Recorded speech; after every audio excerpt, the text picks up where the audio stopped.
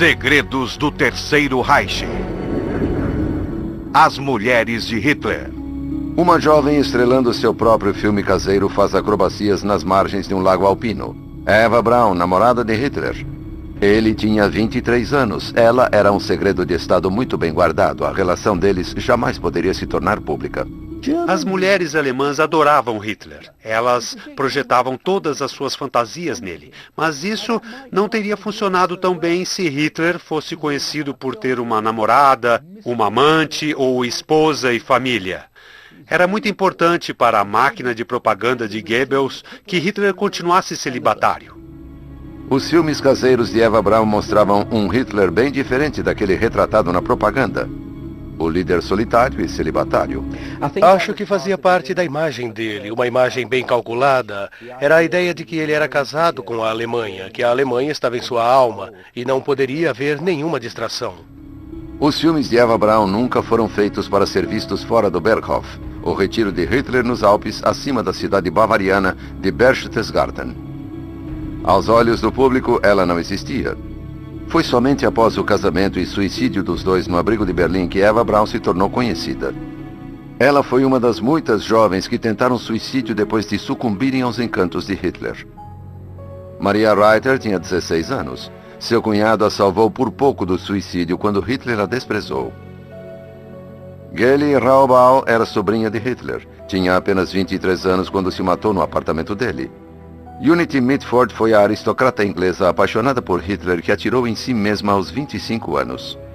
De acordo com Hitler, não há nada melhor do que treinar uma coisinha tão jovem, tão maleável quanto a cera. Você vê filmagens de mulheres chorando e gemendo de paixão por ele. É claro, isso é espalhado pela máquina de propaganda de Goebbels.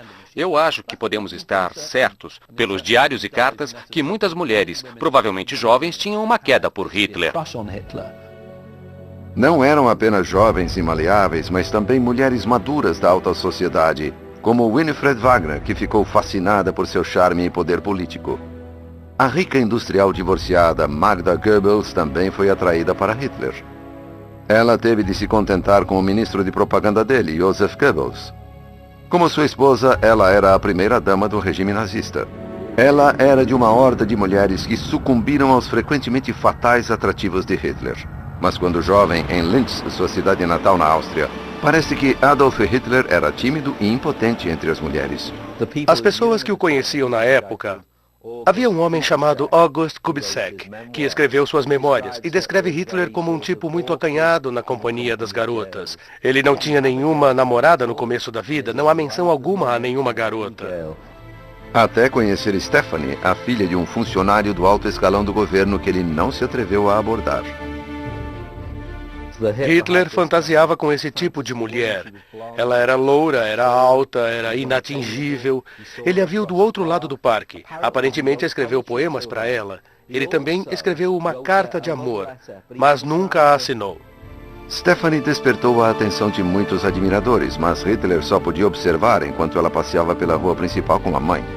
Ele guardou sua admiração para si mesmo, até bem mais tarde, quando a filha do funcionário recebeu uma carta misteriosa. Eu recebi uma carta anônima, onde ele me contava que estava para entrar para a Academia de Artes de Viena, mas que voltaria depois a Linz para se casar comigo. Hitler não conseguiu entrar para a Academia de Artes de Viena. Stephanie se casou com outra pessoa. Um infame curso da história retomou seu caminho fatal. Em agosto de 1914, uma espécie de euforia de guerra envolveu uma geração de jovens alemães e um voluntário austríaco de 25 anos, Adolf Hitler. Ele entrou para a reserva do regimento de infantaria e foi mandado para a frente ocidental. Sua unidade sofreu baixas devastadoras. Como mensageiro, o cabo Hitler foi poupado dos horrores do combate nas trincheiras, mas foi condecorado com a Cruz de Ferro por bravura, algo que ele exibiria mais tarde em seu casaco de ditador. Os diários de seu regimento ainda existem nos arquivos estaduais da Bavária. Eles dizem que Hitler foi lotado na pequena cidade de Furnes, no norte da França, na primavera de 1916. Décadas mais tarde, uma mulher francesa alegou tê-lo conhecido naquela mesma cidade.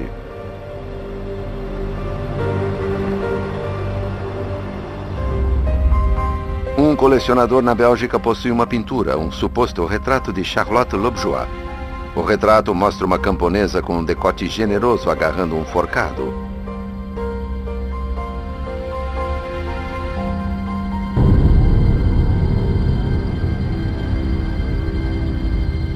Está assinado Adolf Hitler, 1916. Mas ninguém provou que ele realmente o pintou.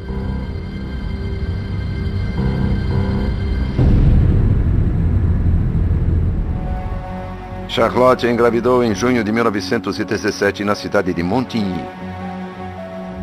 De acordo com os diários de guerra do regimento de Hitler, ele também esteve em Montigny na mesma época. O filho de Charlotte, Jean-Marie, nasceu em 25 de março de 1918. Ele estava convencido de que era filho de Adolf Hitler. Perguntei ao homem quem era o pai dele. Ele respondeu, Adolf Hitler é o meu pai. Senhor Loret, quem era o seu pai? Meu pai é Adolf Hitler.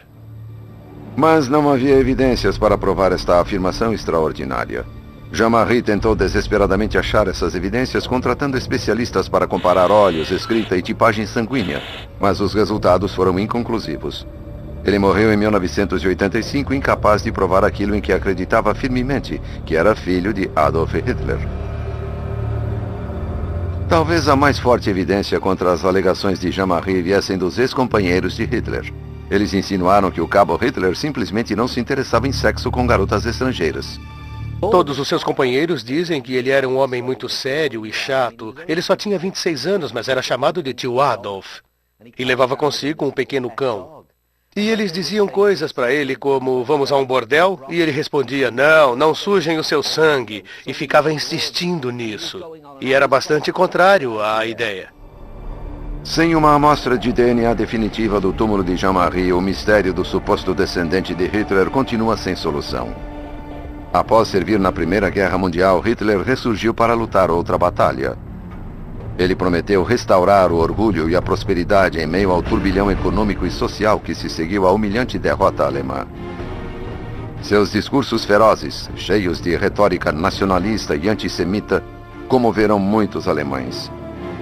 O demagogo local foi eventualmente elevado ao estágio de político nacional. Ele era um visitante regular da idílica cidade balneário bavariana de Berchtesgaden.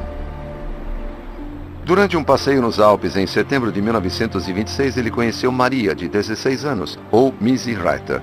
Hitler ficou extasiado. Ela não se impressionou. Falando pela primeira vez, o sobrinho dela descreve como ela comparava seu emblemático bigode a uma gorda mosca negra. Ela contou para minha mãe bem no começo. Eu não aguento aquele homem com aquela mosca idiota debaixo do nariz. E ele é 20 anos mais velho que eu. E minha mãe disse, ele é muito velho para você. Mas ela logo mudou de opinião quando Hitler a convidou para vê-lo em ação no encontro do Partido Nazista. Sua performance diante de uma multidão estática surtiu o efeito desejado. Quando ela entrou no salão, Hitler interrompeu o discurso, andou até ela, beijou as mãos de Missy e Annie, levou-as a uma mesa, voltou ao pódio e continuou o discurso. Ela tinha 16 anos. Nenhuma garota de 16 anos é admirada tão publicamente, na frente de todas aquelas pessoas, pelo homem parado de pé ali, e isso provavelmente a impressionou. Foi quando minha fina camada de gelo derreteu, disse Maria mais tarde. Hitler a convidou para excursões. Durante uma viagem pelos campos de Berchtesgaden, houve um primeiro beijo. Mas o romance não floresceu. A política tomava muito tempo de Hitler. Ele mandou cartas de amor. Minha querida criança, como me alegro quando meu amor me escreve. Você não faz ideia de como uma carta me deixa feliz, permitindo que sua querida voz fale comigo. Criança, você realmente não sabe o que é para mim e o quanto eu a amo, do seu Lobo. Acho que no contexto da época, homens mais velhos saíam com mulheres muito mais novas. E o pai de Hitler, lembre-se, casou-se com uma mulher 23 anos mais jovem que ele. Ele tinha 47 e acho que ela tinha 24. Então, não era incomum na família de Hitler ir atrás de alguém mais jovem. Lembre-se que Reiter tinha 16 anos. Eva Braun tinha apenas 17 quando ele a conheceu.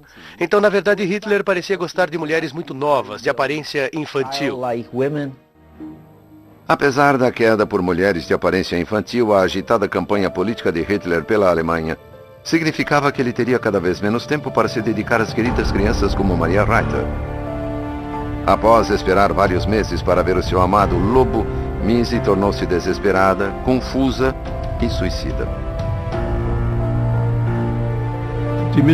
Missy tentou se matar e, graças a Deus, foi encontrada no último instante.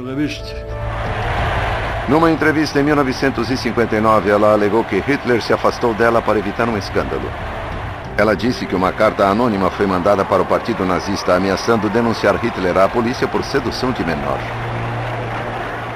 Ela alegou ter chegado a fazer sexo com Hitler, mas se isso é realmente verdade, é claro que nunca saberemos.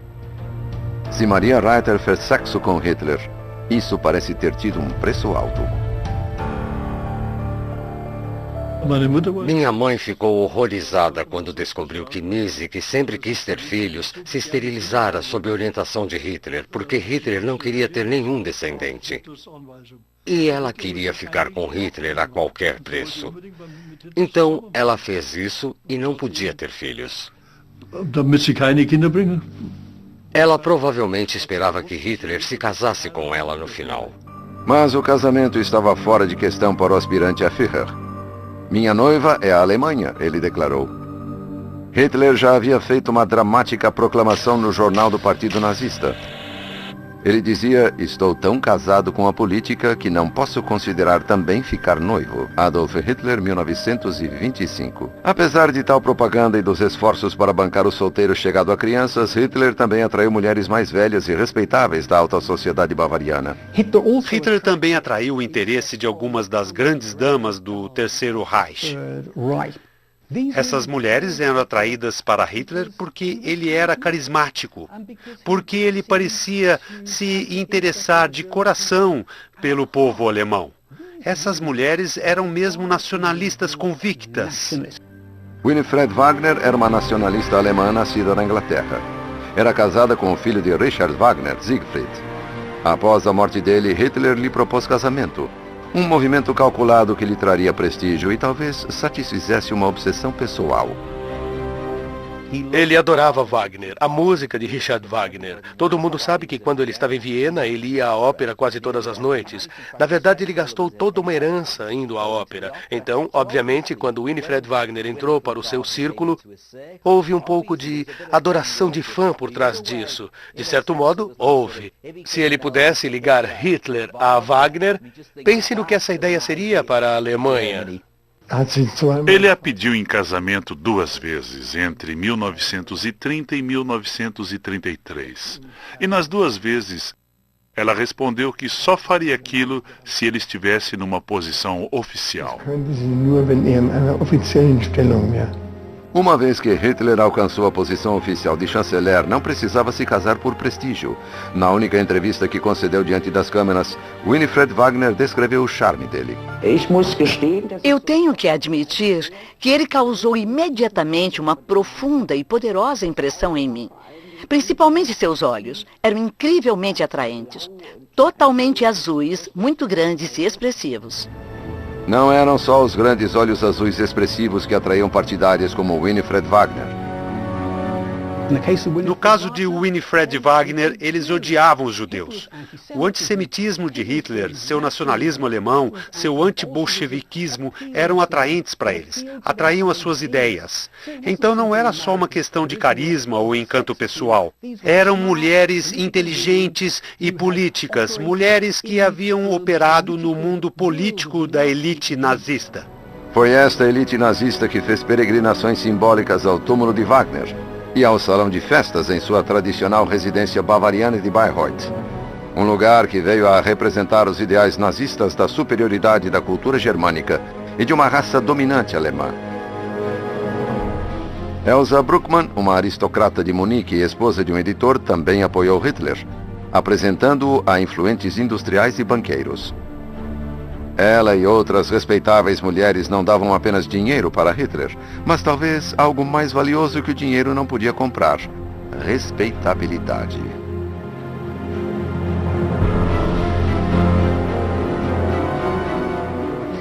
Elas faziam parte da burguesia superior, aquelas respeitáveis mulheres que dirigiam os salões, onde artistas, figuras políticas, escritores e jornalistas se encontravam.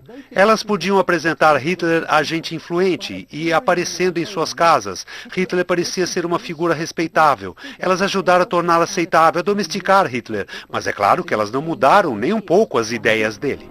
Mas a benfeitora mais importante de Hitler é Helene Bechstein. Ela o apoiou financeiramente, como admitiu num depoimento à polícia em 1924, dando a ele objetos de arte que eram muito valiosos. A esposa do famoso fabricante de pianos também apoiou a campanha eleitoral de Hitler com créditos e com um Mercedes Compressor, novo em folha para suas viagens pela Alemanha. A viagem de Hitler ao topo foi acelerada por mulheres como Frau Bechstein. Ela era um tipo de mulher da cidade, em Munique, então ela dava jantares a que Hitler comparecia. Ela começou a ficar muito atraída por ele. Ela era muito mais velha que Hitler, e Hitler tinha uma personalidade muito encantadora, muito galante com as mulheres mais velhas, e as mulheres mais velhas gostavam dele. Isso aconteceu durante toda a carreira dele. Mas estes foram relacionamentos de ascensão social calculada. Em particular, Hitler preferia a companhia de mulheres mais novas. Inclusive sua própria sobrinha Kelly Raubal, filha de sua meia-irmã Angela. Hitler tornou-se guardião de Kelly. Ela era muito jovem, era impressionável. Tinha perdido o pai quando jovem e viu Hitler, que era seu meio-tio, de muitas formas como uma figura paterna. Quando fez 19 anos, ela foi morar com ele em Munique. Ela ficou com um quarto em seu espaçoso apartamento. Hitler tinha orgulho de sua expansiva sobrinha e a levou para encontros com amigos do Partido Nazista e colegas. Contemporâneos descrevem Kelly como uma jovem meiga que era sempre o centro das atenções.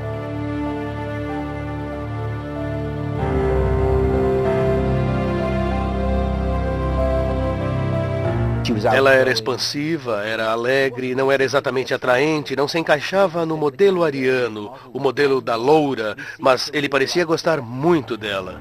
Mas a alegre sobrinha do tio Adolf tinha outros admiradores. O motorista de Hitler e companheiro de longa data no Partido Nazista, Emile Maurice. Em janeiro de 1928, ela lhe mandou um cartão de aniversário assinando "Muitos beijos, sua Kelly". Ele nomeou seu motorista, Emile Maurice, como acompanhante dela e ficou horrorizado quando achou que eles estavam tendo um caso amoroso e o demitiu por causa disso. Então, dá para ver como ele era possessivo com Kelly, até em relação à vida privada dela. Os planos de casamento entre Kelly e o motorista de Hitler foram frustrados. Talvez o tio Adolf estivesse com ciúme do romance dela. Talvez ele fosse mais do que um tio para sua alegre sobrinha. A exata natureza da relação permanece um mistério. Certamente a relação era muito próxima, muito intensa, muito mais intensa que a relação entre um tio e sua sobrinha. A despeito do possível ciúme de Hitler, a relação entre sua sobrinha e Emile Maurice estava condenada. Anos mais tarde, veio à tona que o veterano do Partido Nazista, o homem que entrou para a elite de guarda-costas da SS desde o início, tinha um segredo de família. Hitler sacou um arquivo que detalhava a vida de Emile Maurice e seu passado familiar. Ele concluía que Emile Maurice tinha ancestrais judeus.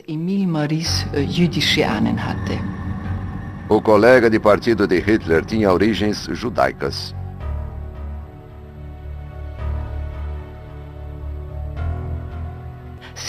Hitler, cuja espinha dorsal no partido era o antissemitismo e que fazia constantemente discursos antissemitas, não podia, é claro, tolerar sua sobrinha se casando com um judeu.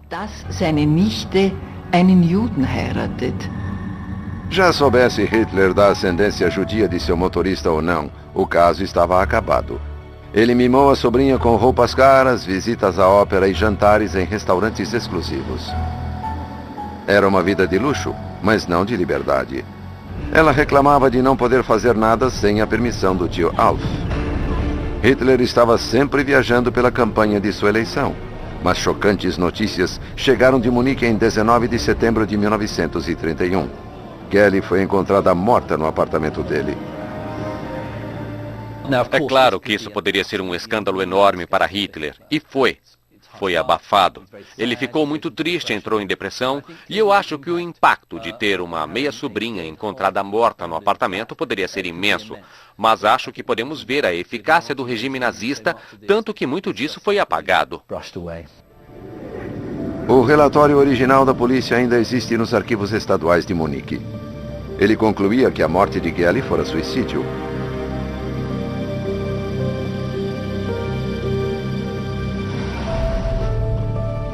Que ela pegara a arma de Hitler em uma gaveta por volta das 3 da tarde. O relatório diz que um membro da equipe viu Kelly entrar em seu quarto e trancar a porta.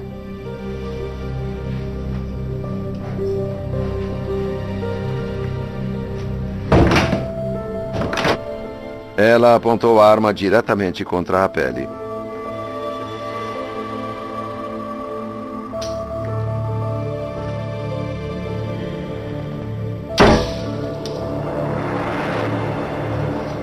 A bala errou o coração, atingiu o pulmão e a matou. Seu corpo ficou 17 horas sem ser descoberto, até o dia seguinte, quando a arrumadeira Annie Winter bateu na porta de Kelly e deu alarme. Ainda há muita especulação sobre o aparente suicídio. Teria Hitler alguma participação na morte dela? Acho que a pressão que ele exercia sobre ela, a possessividade contra ela, não há dúvidas de que isso pesou em seu suicídio, e ela chegou a dizer isso em certas cartas. A única forma de macular o tio Adolf é fazendo algo ultrajante. Então ela havia ameaçado suicidar-se antes. A mãe de Kelly e várias outras pessoas do círculo de Hitler não acreditaram no veredito de suicídio. Poderia ter sido um acidente? O relatório original da polícia foi objeto de uma análise especial do investigador de polícia de Munique, Thomas Halthaus.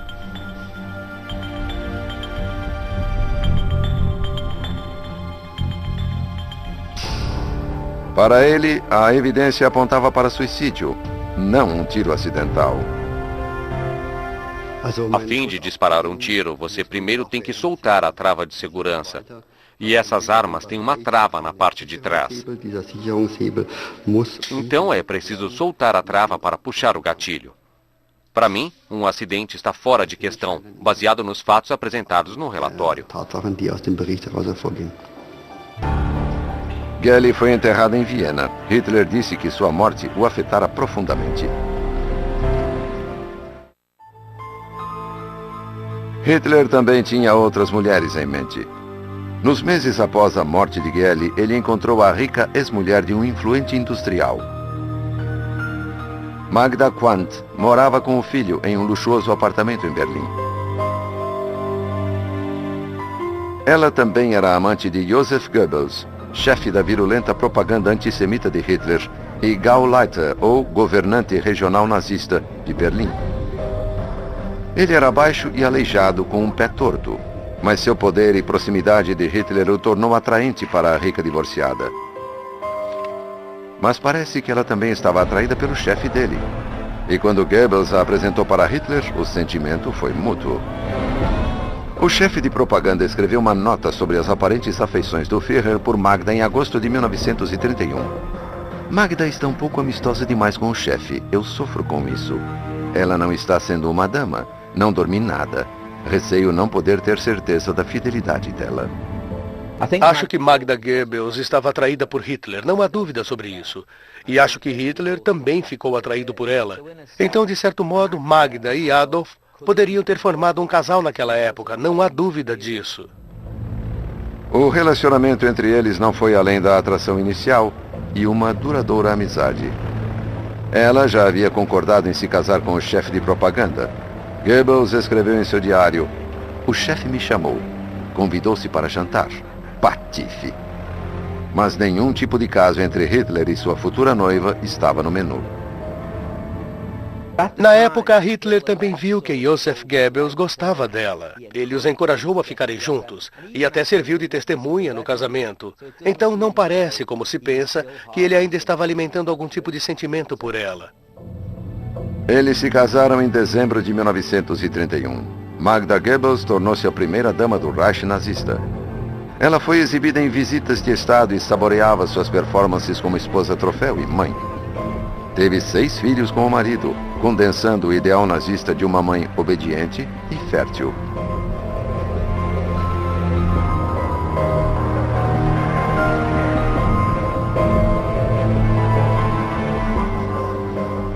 Acho que Magda Goebbels era alguém que Hitler realmente admirava.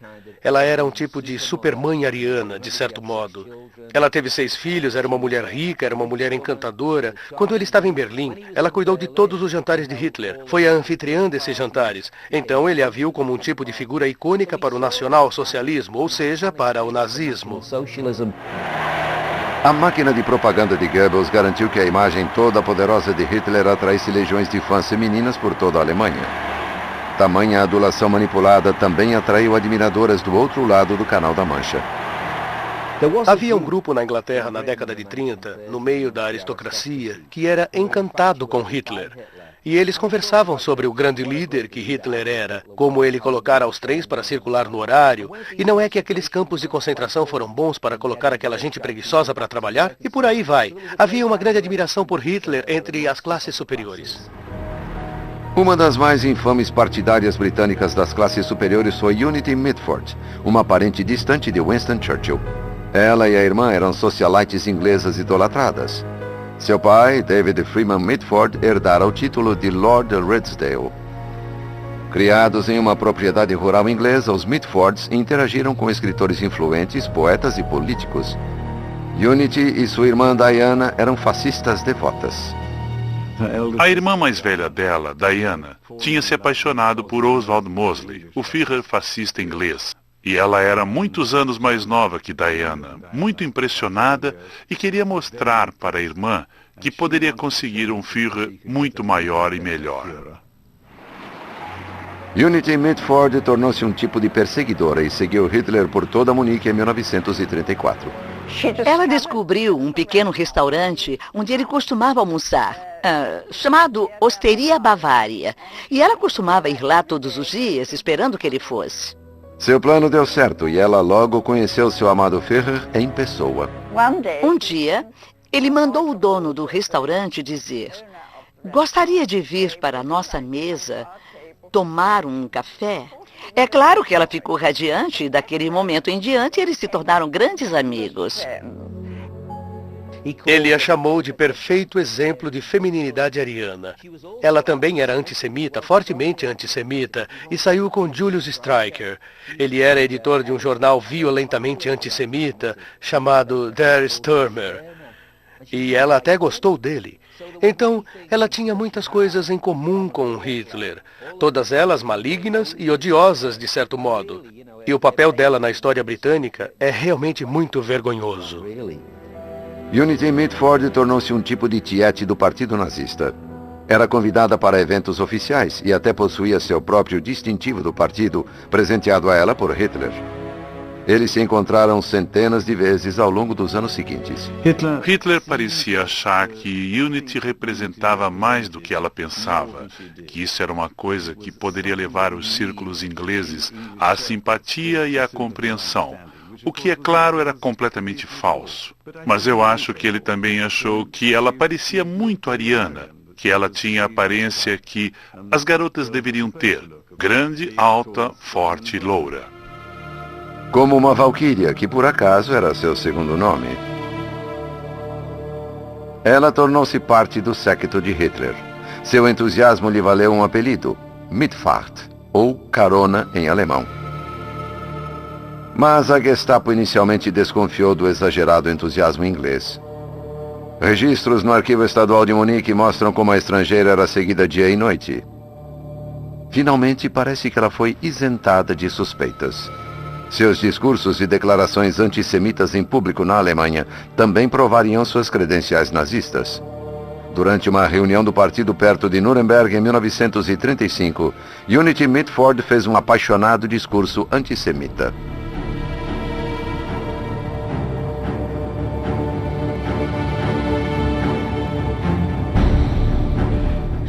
Ela achava que o nazismo era a resposta para tudo.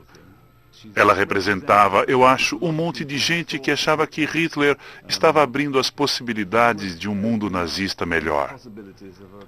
Haveria vítimas, é claro, mas deveria ser apenas pessoas pobres, miseráveis, judeus e gente infeliz que merecia ser vítima, e o mundo estaria limpo e melhor com o resultado disso. O tabloide nazista Der Stürmer publicou uma carta aberta de Unity. A população inglesa, em geral, não faz ideia do perigo judeu. Nossos piores judeus atuam apenas nos bastidores. Nós esperamos ansiosamente o dia em que poderemos dizer com força e autoridade: Inglaterra para os ingleses, fora judeus. Ela logo colocou suas palavras em prática de forma cruel. Hitler viu que Unity poderia escolher entre uma variedade de propriedades confiscadas dos judeus forçados a deixar suas casas. Agnes Strasse 26 chamou sua atenção. Ela se mudou enquanto os proprietários judeus eram despejados. O casal judeu que morava lá ainda estava no apartamento. Na verdade, Unity foi dizendo: vou ficar com essas cortinas, vou colocar o sofá aqui, isso é muito feio, vamos ter que trocar tudo isso, temos que modernizar isso aqui, e por aí vai. E os donos judeus estavam parados na frente dela, chorando, porque sabiam que para eles era o fim. No verão de 1939, Unity soube que a guerra era iminente. Hitler invadiu a Polônia em 1º de setembro. 2 dias depois, a Grã-Bretanha declarou guerra à Alemanha.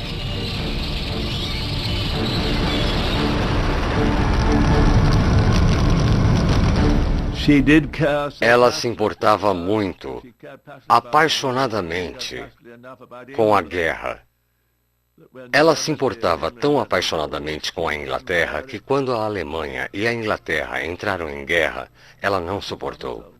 Atirou em si mesma, o que é como um enredo de ópera. Quer dizer, isso poderia ter sido escrito por Wagner ou Verdi. Mas não houve nada de heróico ou lírico no resultado.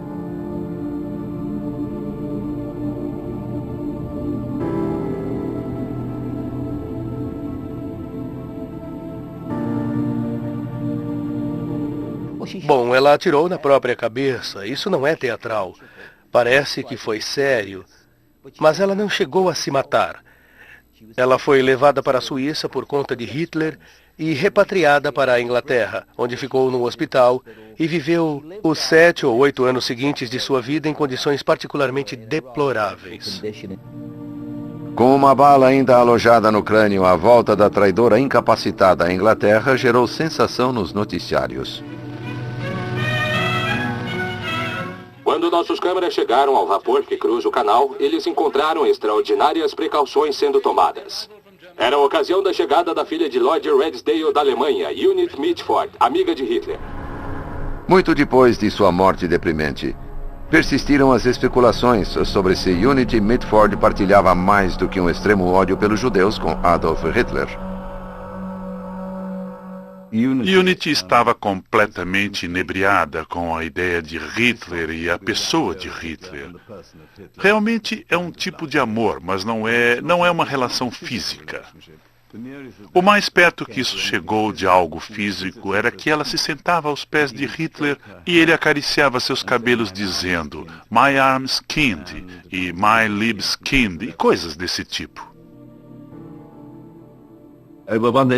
Não foi de nenhum modo concebível um relacionamento sexual, é claro, porque... Quer dizer, eu digo é claro, mas acho que era mais como que funcionava mais como um tipo de tiete de popstar. Mas o popstar a escolheu como uma de suas garotas. Quer dizer, ela era uma de suas garotas favoritas. Outra das jovens favoritas de Hitler provavelmente ficou feliz em ver a volta da britânica devotada que ele chamava de minha querida criança. Eva Braun era uma assistente de laboratório do fotógrafo pessoal de Hitler, Heinrich Hoffmann. Um relacionamento secreto se desenvolveu, e apenas meses após a morte de Geli Raubal, no verão de 1931, Eva tornou-se namorada de Hitler, ela com 20 anos, ele com 43. O fato dessas mulheres serem sempre muito jovens e de serem sempre muito dependentes da relação com ele sugere que ele não tinha apenas sede de poder político, mas que também buscava tal poder nas suas relações com as mulheres.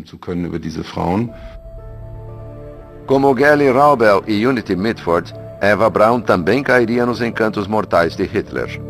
Ela escreveu sobre a aparente afeição do Führer por Unity em 1935. Como me disse Frau Hoffmann, ele agora tem uma substituta para mim. Ela se chama Valkyria e parece mesmo uma, inclusive as pernas, mas estas são as dimensões que ele gosta. Eva Braun já havia tentado se matar uma vez.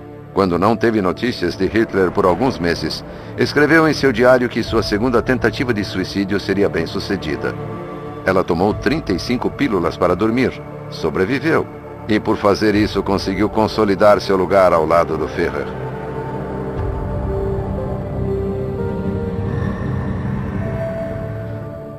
Eva Braun não era simplesmente uma loura burra. Eva Braun era, na verdade, uma jovem muito perspicaz e, o mais importante, ela se encaixava no papel de mulher ariana perfeita. E eu acho que ela encenou esse papel. Ela sabia onde se encaixava na ideologia de Hitler, a ideologia nazista. 3 meses após outra tentativa frustrada de suicídio, Hitler instalou Eva Braun em Berghof, seu retiro alpino, como sua namorada secreta. Ela era virtualmente invisível para o público. Ninguém sabia que ela era sua amante ou sua concubina. Ela tinha uma casa de hóspedes, um quarto de hóspedes lá em Berghof. E ela meio que se passou por secretária em seu círculo privado. Mas todos no séquito de Hitler sabiam que Eva Braun era sua amante e no fim de um dia difícil e longo, eles desapareciam juntos nos dormitórios. Mas para a imagem pública de um Führer celibatário dedicado apenas à Alemanha, ela não existia. Nós sabemos, pelo tipo de cartas enviadas a ele, que as mulheres alemãs eram loucamente apaixonadas por ele, que elas tinham um profundo carinho pelo Führer. Agora, essa dinâmica poderia não ter funcionado se Hitler fosse conhecido por ter amantes, ou mesmo uma esposa. E foi por isso que Eva Braun foi mantida nas sombras. Das sombras, ela compilou inconscientemente um arquivo extraordinário. Os únicos registros visuais detalhados da vida doméstica e profissional de Hitler em Berghof. 4 horas de seus filmes domésticos sobreviveram, cobrindo os anos de 1938 até 44. Ela era vista, na época, em 1938, como a musa de Hitler, sua namorada. Então, realmente, ele a deixava fazer coisas assim. Ela mantinha um diário, ela mantinha filmes, mas, é claro, apenas para uso privado. Nada disso foi feito para a posteridade pública. Então, aquelas foram filmagens estritamente privadas que ele permitiu que ela fizesse. Ele a tratava principalmente como um tipo de filha visitante que estava em sua casa, que podia circular tirando fotos, se divertindo, etc. Em agosto de 1939, Eva Braun parece ter capturado inconscientemente um momento crítico da história mundial. Hitler parece tenso. Por forjar um pacto de não agressão com a União Soviética, ele pensou ter carta branca para invadir a Polônia. Neste momento, parece que uma mensagem mergulhou seus planos de guerra na incerteza. Mas o filme é mudo.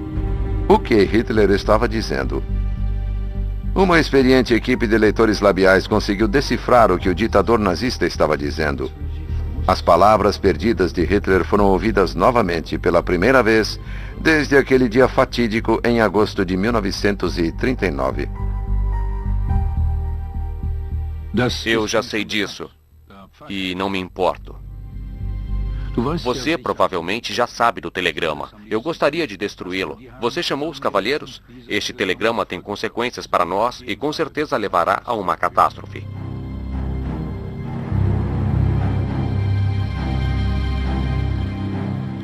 O que você quer?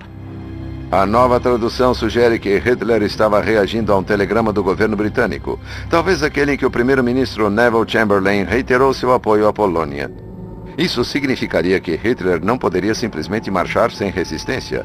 Esta poderia ser a catástrofe a que se referia o ditador nazista. Ele nunca acreditou que Chamberlain sustentaria sua garantia à Polônia. Então, quando ele soube que Chamberlain estava indo cumprir sua garantia, ele ficou chocado porque isso agora significava guerra.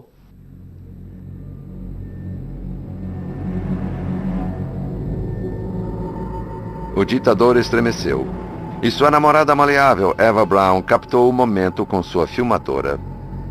Eva Braun filma esta cena, esse momento tenso.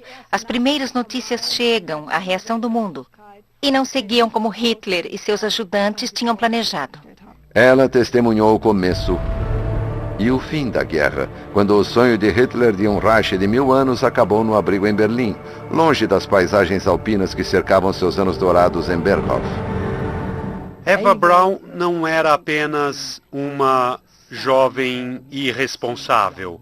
Na verdade, ela tinha um papel muito específico a desempenhar. Ela representou seu papel de amante secreta, mas com a continuidade da guerra, ela viu menos o Führer, já que ele passava mais tempo longe de Berghof, tentando lutar contra o que se tornou uma batalha perdida em 2 frentes. Hitler havia prometido um futuro brilhante, vitória e um palácio em Linz, onde eles viveriam felizes para sempre. No final, eles realmente se casaram, mas foi onde o conto de fadas terminou. O casamento durou 1 dia. Eles se mataram quando o Exército Vermelho avançou contra seu abrigo em Berlim.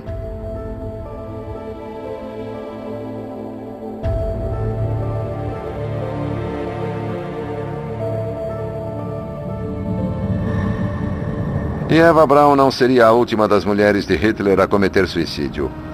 Magda Goebbels e seu marido Josef escolheram seguir seu Führer na vida e na morte. Acho que ela estava determinada a ficar com Hitler no abrigo até o amargo final. E ela mandou uma carta para um de seus parentes bem no fim dizendo: não posso viver numa Alemanha que não é governada por Adolf Hitler. E, portanto, se o Führer morre, eu morrerei com ele, assim como meus filhos. Magda e Josef envenenaram seus 6 filhos antes de se matarem, um dia depois de Hitler cometer suicídio.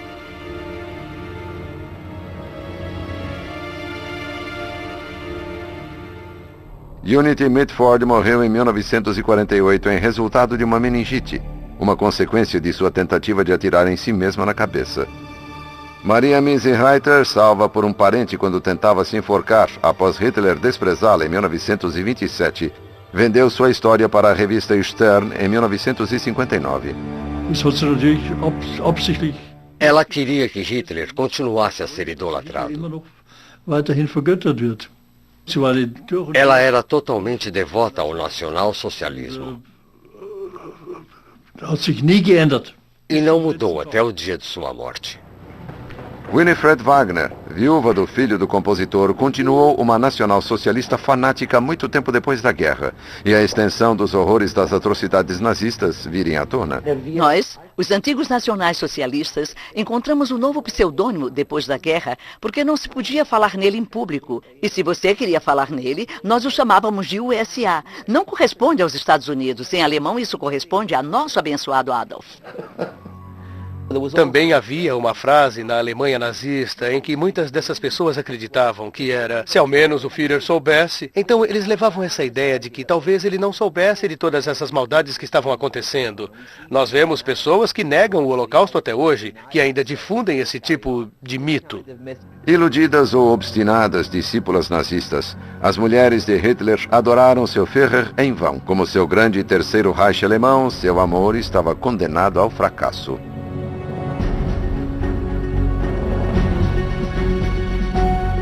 Versão Marshmallow São Paulo.